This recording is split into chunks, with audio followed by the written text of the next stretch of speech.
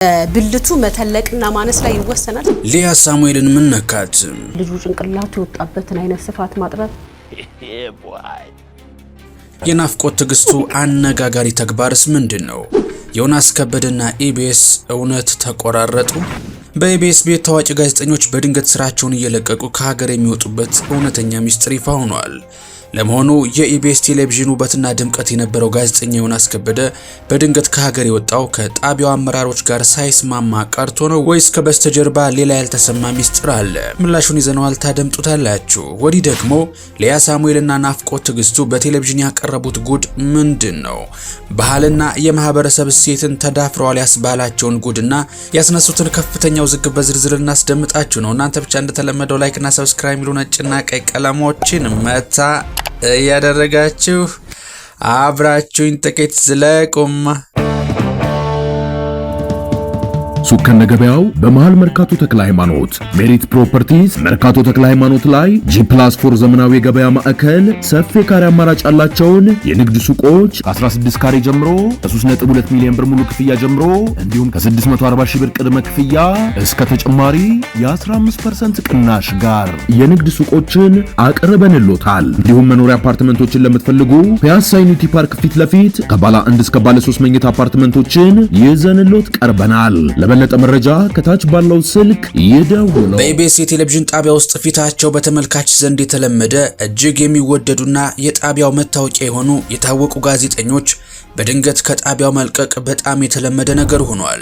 ከዚህ ቀደም የጣቢያው ድምቀት የነበሩት እንደነ ራኬብ አለማየሁ፣ ሀና ዮሐንስ፣ ናፍቆት ትግስቱ፣ መቅደስ ደበሳይ እንዲሁም የሌሎች በርካታ ተወዳጅ ጋዜጠኞች ጣቢያውን በድንገት ለቀው መውጣት በየጊዜው ሲያነጋግር እንደነበር የሚዘነጋ ጉዳይ አይደለም። ከዚህም አልፎ ጣቢያው ከተመሰረተበት ጊዜ ጀምሮ በታማኝነት ሲያገለግሉ የነበሩ በርካታ አንጋፋ የጣቢያው ሰራተኞችና ጋዜጠኞች አልፎ ተርፎም የጣቢያው ዋና መስራች ሳይቀሩ ሕይወታቸው ማለፉ ሲታወስ ጣቢያው በየጊዜው ከበድ ያሉ ችግሮችን እያስተናገደ እንደሚገኝ እንረዳለን።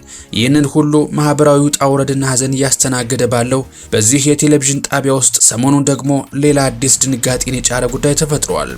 በቅርቡ በይፋ ከተሰናበተው ጋዜጠኛ ዘውትር ደሳለኝ ቀጥሎ የቅዳሜ ከሰዓት ፕሮግራምና የትዝታችን በኢቢኤስ የጀርባ አጥንት የሆነው የሻይ ሰዓት አድማቂው ተወዳጁ ጋዜጠኛ ዮናስ ከበደ የትኛውም የጣቢያው ዝግጅቶች ላይ እየታየ ያለመሆኑ ብዙዎችን እያነጋገረ ነው። እሱ ያለበት አዲስ ቪዲዮ በጣቢያው ከቀረበ ከአንድ ወር በላይ ያለፈው ሲሆን ዮናስ ሙሉ በሙሉ ከጣቢያው ለቆ ወደ ካናዳ ሀገር ለሌላ ስራ እንደሄደ ማህበራዊ ሚዲያው ላይ ይሄ ጉዳይ በሰፊው እየተዘዋወረ ይገኛል።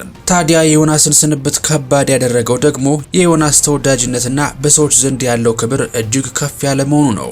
ዮናስ ቀና፣ ደግና ለሰዎች አሳቢ በመሆኑ እንዲሁም ለሙያው ባለው ትጋት የሚታወቅ በኢቢኤስ ቤት ለረጅም ጊዜ ያገለገለ አንጋፋ ባለሙያ ነው። ሁሉም ሰው በሚባል ደረጃ የሚወደው ዮናስ የጣቢያው የቴሌቪዥን ስክሪን ውበትና ድምቀት ከሚባሉ ጋዜጠኞች መካከል አንዱና ግንባር ቀደሙ ነበረ። ለዚህም ነው የእሱ በድንገት ከጣቢያው የመልቀቅ ወሬ በአሁኑ ወቅት በከፍተኛ ሁኔታ መነጋገሪያ የሆነውና መላውን ተመልካች በእጅጉ ያስደነገጠው። ጉዳዩ ይበልጥ አነጋጋሪ የሆነው ደግሞ ከሰሞኑ ዮናስ ከበደ በይፋዊ የፌስቡክ ገጹ ላይ ፈገግ ብሎ ነጠላውን ትከሻው ላይ አጣፍቶ ጣል አድርጎ እግዚአብሔር ይመስገን የምትል ጽሑፍ አክሎባት ለወዳጆቹ ያጋራል።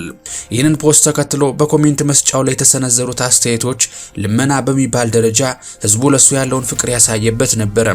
እጅግ በርካታ አድናቂዎቹ እባክህ ወደ ኢቢኤስ ተመለስ እያሉ የተማጸኑት ሲሆን አንዳንዶች ደግሞ እዛ ውጭ ሀገር የኡበር ሹፌር ልትሆን ነው ወይ የመከሩን አትስማ ባክህ ሲሉ፣ ሌሎች ደግሞ ኢቢኤስ ያላንተ ጨርሶ ያምርም በሚሉ የናፍቆት አስተያየቶች ገጹን አጥለቅልቀውታል።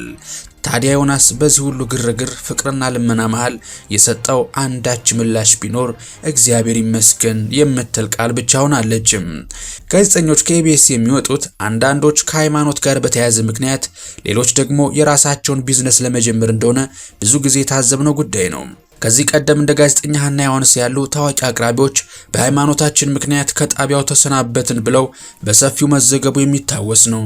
ከዚያም እንደ መቅደስ ደበሳይ፣ ናፍቆት ትግስቱና ሊያ ሳሙኤል ያሉት ደግሞ በተለያየ ምክንያት ከጣቢያው ቢለቁም ሰነባብቶ የራሳቸውን ቢዝነስ ለመጀመር እንደሆነ የኋላ የታወቀ ጉዳይ ሆኗል።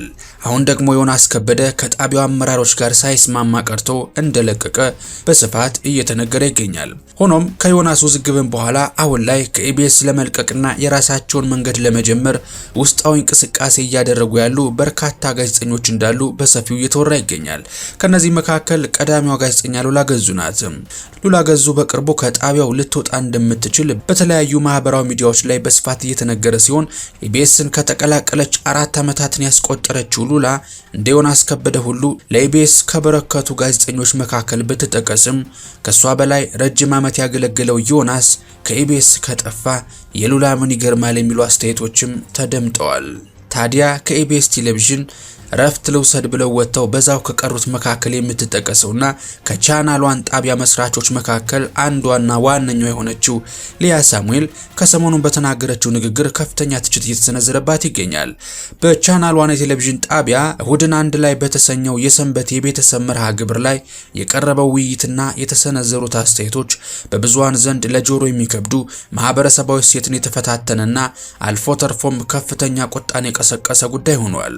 ጎበዝ ዘንድሮ በእድሜ መከበር ቀርቶ ክፉና ደጉን ያዩ የሚዲያ ሰዎች በመምከሪያ እድሜያቸው መካሪ ሳያሻቸው አልቀረም። ሽማግሌ ወላጆች ከኮረዳና ከጎረምሳ ልጆቻቸው ጋር ተቀምጠው በሚያዩት የቴሌቪዥን ፕሮግራም ላይ እንዲህ ያለው አሳቃቂና የጓዳ ሚስጥር በአደባባይ ለያውም በመዝናኛ ፕሮግራም ላይ ወሬ አማረልኝ ተብሎ ማውራት እንደምን ያለ ታላቅ ቅሌት ነው። ሊያ ሆይ ድንግል መሆን ለሴትም ለወንድም ከዚህ በፊት የግብረ ስጋ ግንኙነት ልምድ አለመኖር ነው ይላታል አንድ ተቃዋሚዋ። ቻናሏን የተባለው የቴሌቪዥን ጣቢያ ተመልካቹን ቀልብ ለመግዛት በማህበረሰቡ ዘንድ ትልቅ ቦታ የሚሰጠውን ልማድ እሴትና የተፈጥሮ ውደትን በመዳፈር መነጋገሪያ ለመሆን ሲንፈራገጥ ብዙ ጊዜ ታዝበናል። በትላንትናው ዕለት የሆነውም ይሄው ነው። የዕለቱ ፕሮግራም ትኩረቱን ያደረገው የመራቢያ አካል ስነ ውበትና የሴት ልጅ ድንግልናን በሕክምና መመለስ የሚሉ ርዕሰ ጉዳዮች ላይ ነበር። የፕሮግራሙ አቅራቢዎችም አንድ በዚህ ዘርፍ ስፔሻላይዝድ ያደረገ የሕክምና ዶክተር በስቱዲዮ በመጋበዝ የሙያ ማብራሪያ እንዲሰጡ ጠይቀዋል። በውይይቱ መሃል ጋዜጠኛ ናፍቆት ትግስቱ አንዲት ሴት በተለያዩ ምክንያቶች ለምሳሌ ተገዶ በመደፈር ወይም በከባድ የስራ ጫና ምክንያት ድንግልናዋን ብታጣ ወደፊት ወዳና ፈቅዳ ለምታገባው ሰው ስትል በሕክምና ድንግልናዋን ማስመለስ እንደምትችል እንደሰማችና የሕክምና እነሱ ጋር ይሰጥ እንደሆነ ተጠይቀዋለች። የሕክምና ባለሙያውም በሕክምና ሳይንስ ማስተካከል የሚቻል ነገር እንደሆነ ይመልሱላታል። ታዲያ ነገሩ ልክ እንዳልሆነ ለማወቅ እኮ የራሷን የናፍቆትን ስሜት ማንበብ በቂ ነበርም። በሀፍረት አንገትን የሚያስደፋ ጉዳይ እየፈተፈቱ እንደሆነ የናፍቆት ፊትና ድርጊት በቂ ምስክር ነበረ። ይሁን እንጂ ብዙዎቹን ያስቆጣው ንግግር ሌላኛው አቅራቢ ሊያ የሰነዘረችው አስተያየትና የተጠቀመቻቸው ቃላቶች ናቸው። እንደዛ ከሆነማ ሁላችንም አሁንም በሕክምና ድንግልናችንን እናስመልስ፣ ባሎቻችንም ደስ ይላቸዋል ስትል ሐሳብ ትሰጣለችም። በመቀጠልም ወደ ዶክተሩ ዞራ ወንዶችም እኮ ሁል ጊዜ ድንግል ሴት ይወዳሉ፣ ደግሞም ደስ ይላል አይደል ዶክተር ብላ ስትጠይቅ ትደመጣለችም። በተለምዶ የሰርግ ቀን ሙሽሪት ድንግልና አላት ከተባለ ክብሯንና ንጽህናዋን ጠብቃ የቆየች በሚል ደስታ የሚፈጥረውን ለወላጆቿም ሆነ ለእርሷ የክብር መገለጫ የሆነውን በተለይም በኦርቶዶክስ ተዋሕዶ እምነት ዘንድ ትልቅ ቦታ የሚሰጠው ለካህናት ለጋብቻም አንዱ መስፈርትና ተፈጥሯዊ ተደርጎ የሚታየው የካህን ሴት ልጅ ዝሙት አዳሪ ሆና ራሷን ብታረክስ አባቷን ታዋርዳለች ሲል ቅዱስ መጽሐፍ በክብር ያስቀመጠውን ጉዳይ በአንድ ትልቅ ሚዲያ ይህንን ንግግር መስማት በርካቶችን አስቆጥቷል። አንዳንዶቹም በዚህ ጾታ መቀየር እንደ መብት በሆነበት ዘመን ማህበረሰቡን አጉል ነገር ማላመድና የተከበሩ ነገሮችን በመዳፈር እንደ ኖርማል በማድረግ በሂደት ችግር የለውም የሚል አስተሳሰብ ሊያመጣ ይችላል በሚል ስጋታቸውንም የገለጹ በርካቶች ናቸው። የወይባ ጢሱንና የሊያን ጉድስ ሰምታችሁት ይሆን? የማህፀን ምጥንጥንም ያረጋል። የማህፀን ምጥንጥንም ያረጋል። አቅራቢዎቹ በሚሊዮኖች የሚቆጠሩ ታዳጊዎችና ህጻናት በሚከታተሉት ጣቢያ ላይ ይህንን ጉዳይ እንደ ቀልድ አድርገው መመልከታቸው ታላቅ ማህበራዊ ህልውናን የተፈታተነ ነው ተብሏል። ህፃናትና ታዳጊዎች እያደጉ ሲሄዱ ለጤናቸውና ለወደፊት ዕጣ ፈንታቸው ሲሉ ጥንቃቄና ኃላፊነት የተሞላበት ግንኙነት ማድረግ እንዳለባቸውና ራሳቸውን እንዴት መጠበቅ እንዳለባቸው በስርዓት መማር ሲገባቸው በተቃራኒው ድንግልናን አስሬ መመላለስ ወንድን ያስደስታል ብሎ ማስተማር አሳሳችና አደናቃፊ አስተሳሰብ እንደሆነ ብዙዎችን አስማምቷል።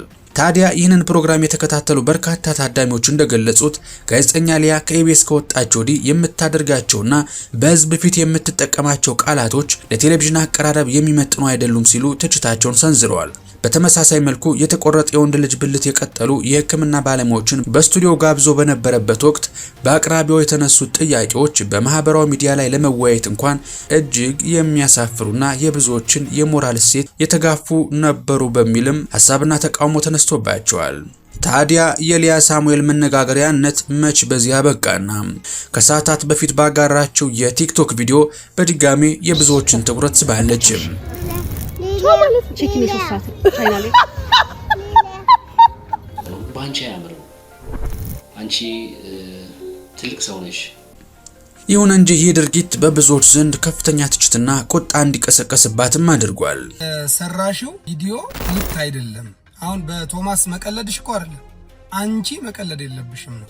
ይሄ ልጅ እኮ ትልቅ ስፖርት ተቋም አለው። ነገ እንግዳሽ ሊሆን ይችላል። ነገ ፊት ለፊት ልትገናኝ ትችላለሽ። ለምን?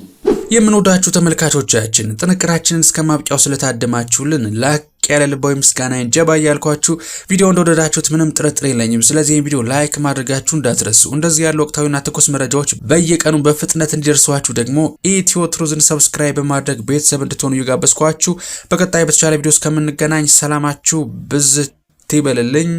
ቸር ቆዩልኝ።